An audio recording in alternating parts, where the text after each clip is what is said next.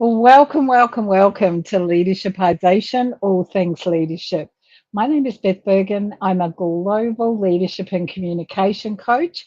I work with executives, with managers, and very often with their teams, building the range of skills that sit in the toolkit that I call leadership intelligence. And I'm here most Tuesdays at 1 p.m. Australian Eastern Standard Time.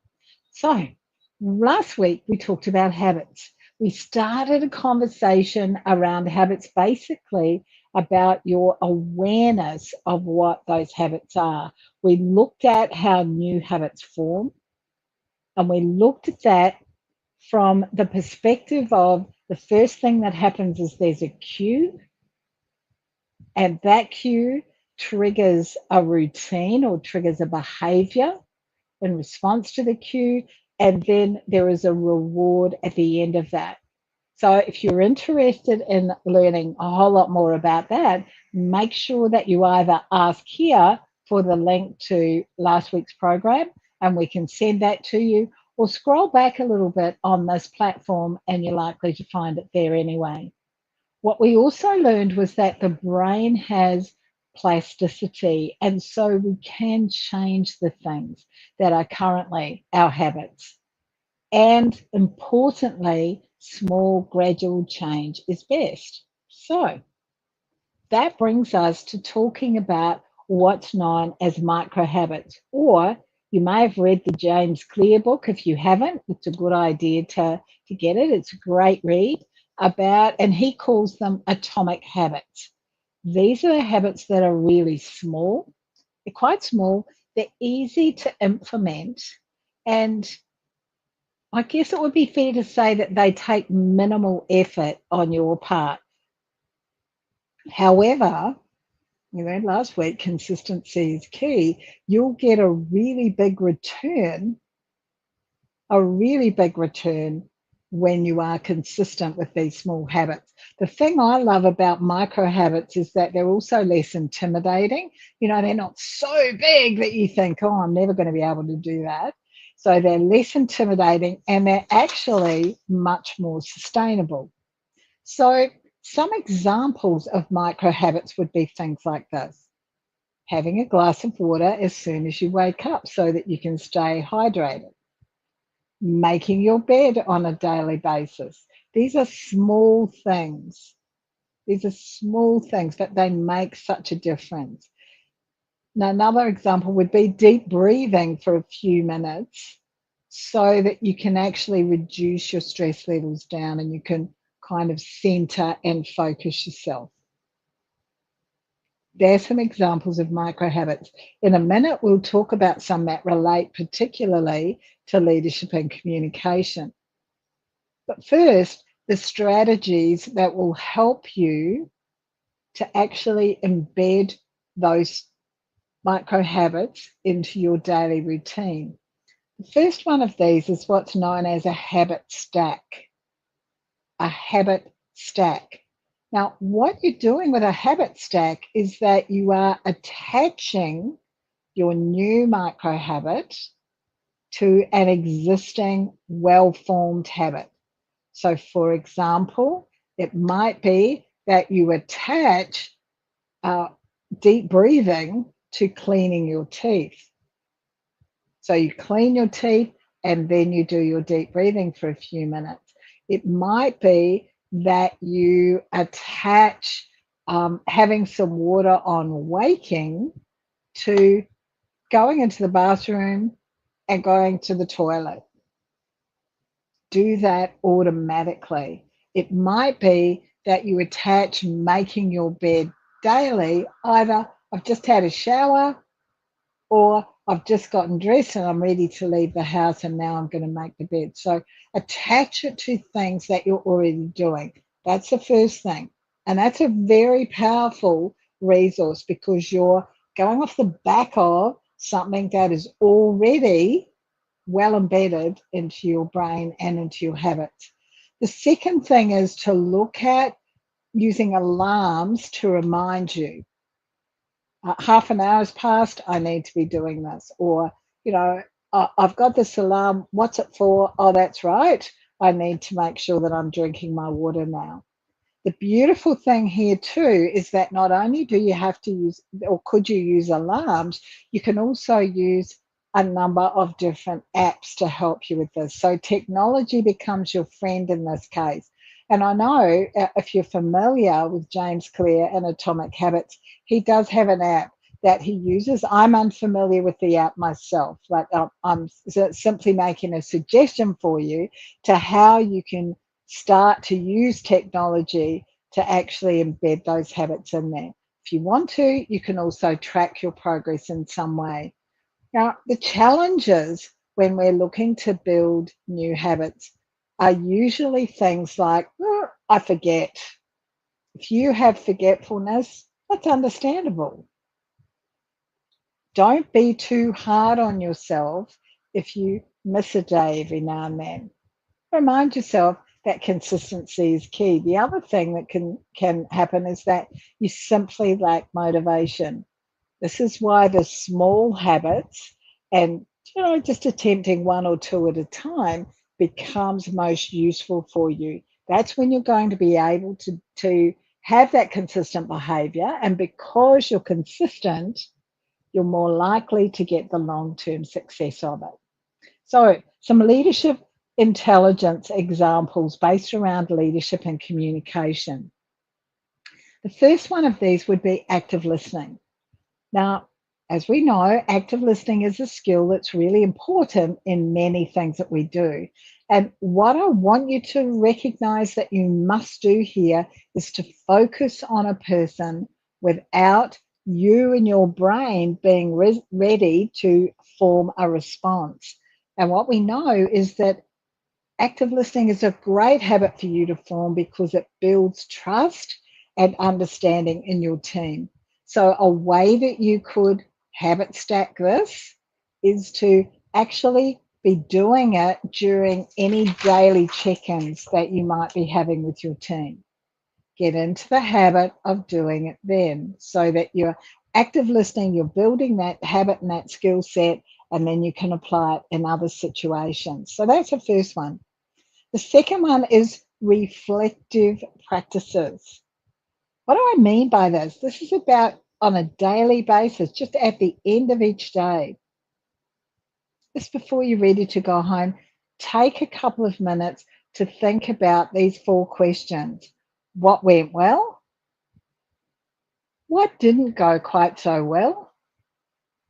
What could be better? And what's a lesson that you learned? Now, the shorter time frame you can do this in, the more likely it is to become a really positive habit for you.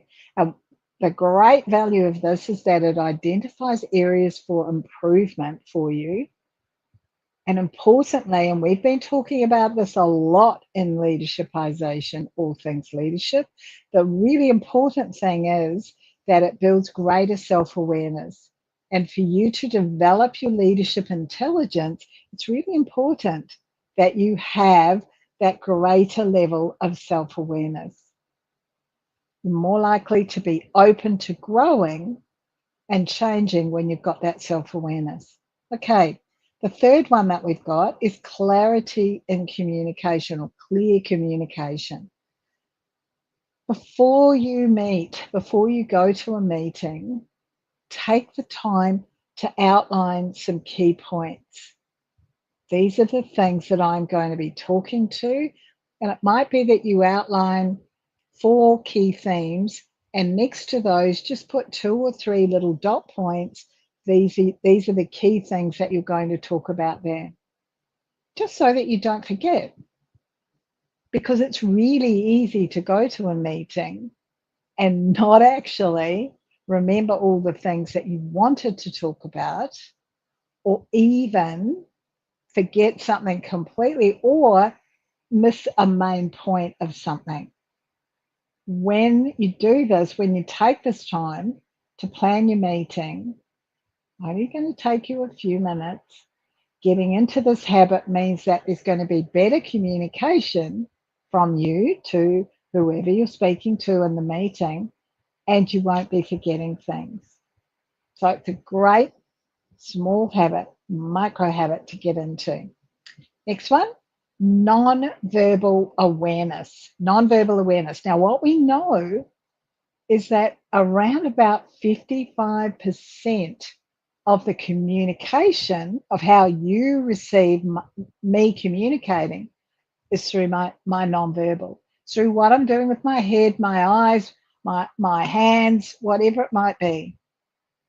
And this gives you a really good clue to what people are saying and whether it's congruent with what their body is doing. So it's important, and this is a skill that I work with a lot of my coaching clients on. What's really important is that you start to notice what you're noticing. So this means that you've got to be better at maintaining eye contact, and you need to be doing this at every opportunity.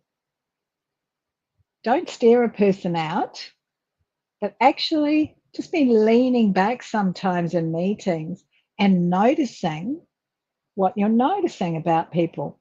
Oh, when that person spoke, this is what their body was telling me. And start to really become aware of what those different signals mean. Because although we can read a book all about nonverbal awareness, the reality is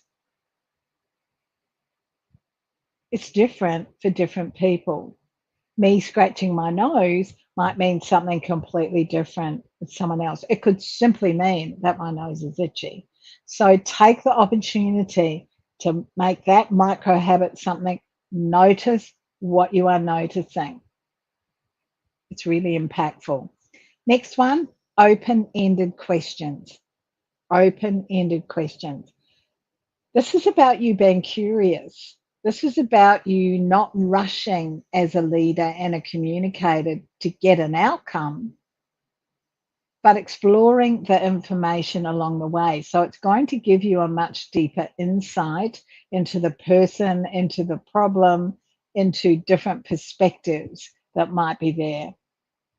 If you're not certain about what open-ended questions you might ask, think about those that start with what, or where, or how, or those kinds of questions. So instead of saying, did you have a good day today, or how was your day, it's actually about saying, what was the thing that you enjoyed most about today?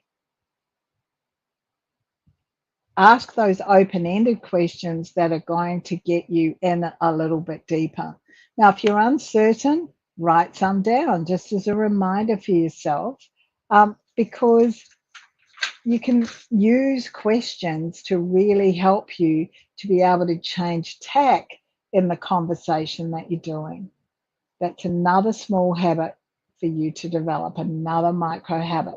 And all of these things, all of those ones that I've talked about, are things that can be habit stacked quite easily on top of something existing that's happening, or you can certainly be setting yourself a reminder. I need to be asking more open-ended questions. What are 4 open-ended questions that I could ask today? Okay. If there's enough interest, what we'll look at is open-ended questions as the topic for an upcoming leadershipization, because there are some really good ones that you can use or adapt to use on a regular basis. So the awesome thing about micro habits is this: each micro habit builds on others, particularly if you're habit stacking. So they all build on each other, and there's a cumulative effect that leads to this really deep level of growth and improvement. So if you can be improving by 1% a day, it makes a huge difference, an absolutely huge difference. Consistency is key. We know that. Start small, commit, and start. Get started. Don't wait until tomorrow. Think about doing this right now, because this is how you can change. You can change the habits, you can break some of those habits that have been there. You can add in habits that are likely to serve you a whole lot more. So thank you for being here today. If you've got any questions or you've got any comments, please pop them on the platform that you're viewing on. If you're watching this as a replay, I'd love it if you'd let us know by putting hashtag replay. Thank you. If you need assistance building better habits, building micro habits that are going to serve you in your role as a leader and a communicator, reach out. Let's have a conversation about that. Thank you. Bye now.